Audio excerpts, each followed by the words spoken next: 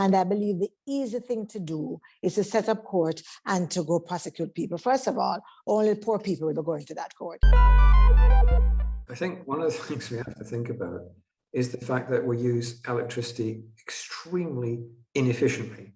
You think again about the appliances we use, the buildings we live in.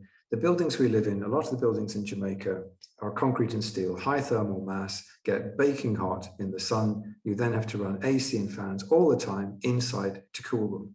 That's just a bad design problem. You look at the appliances we run, the air conditioning units, the water heaters, and so forth. And a lot of them, again, are not state of the art. They're extremely energy inefficient.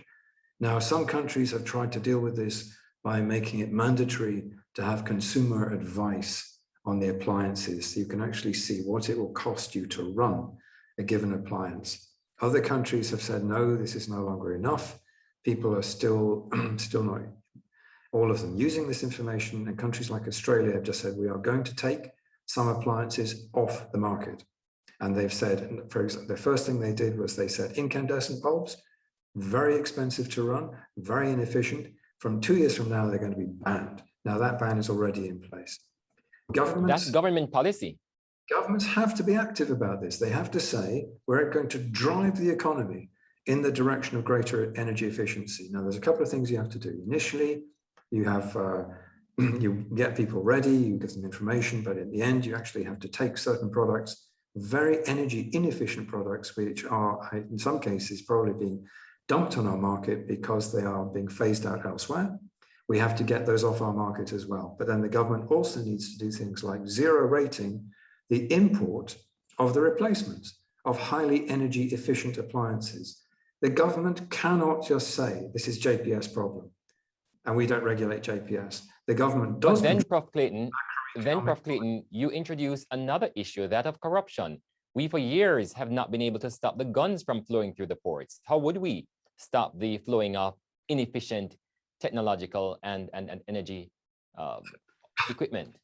We couldn't even take scandal bags off the market. The government developed an illegal market in scandal bags, would you believe? Never heard of that before. No, you're absolutely right. People have talked about enforcement. You can't do any of this without enforcement. You have to have enforcement, but enforcement does not just mean at the level of the street. There are major players in our country, in society, in the economy, powerful people who are key players in evading restrictions. You can arrest as many people as you like. Let's take the guns example that you just raised, Damien. You can arrest as many street level guys as you like, but that can be harsh about this, expendable. They're easily replaced. You have to go up the chain. You have to look at the people organizing and financing this. It's the same with everything else. We, at the moment, seem to have a much better success rate in going after people who are poor and powerless than with the people who are powerful and actually in a position to make these changes. So you're absolutely right. If we're going to do anything about this, as with all of our other problems, we need to be much more effective at taking out the people who are the beneficiaries of crime and corruption. Here's our last question coming in again from Kimone Francis. She's asking the legislators who are on the forum. The JPS has called for a special utility court to prosecute electricity thieves. Do you support this call? Let's take you first, Dr. Braunberg. Special utility court? I have no difficulty with that special utility court. I would expect that it comes with some other things, because as I've said, I want to see a holistic approach to dealing with the problem. And I want to be able to look at very clearly what are the factors driving the theft. I go back to saying, given the level of informality in the society, given where we are with all of that, and the problem of intergenerational poverty and some learned behaviors, that we do have to have a way of providing, and I've seen it in my communities where they have provided a solution that allows individuals who before that had spent their entire lives stealing electricity, who are paying their bills. And I believe the easy thing to do is to set up court and to go prosecute people. First of all, only poor people will be going to that court, because anybody with money or anybody with connection, as we have seen with DRMA and other things, will not go anywhere near the court. And so I would want to see a holistic approach, which should include that court, but some other things also need to be included in that. Very clear.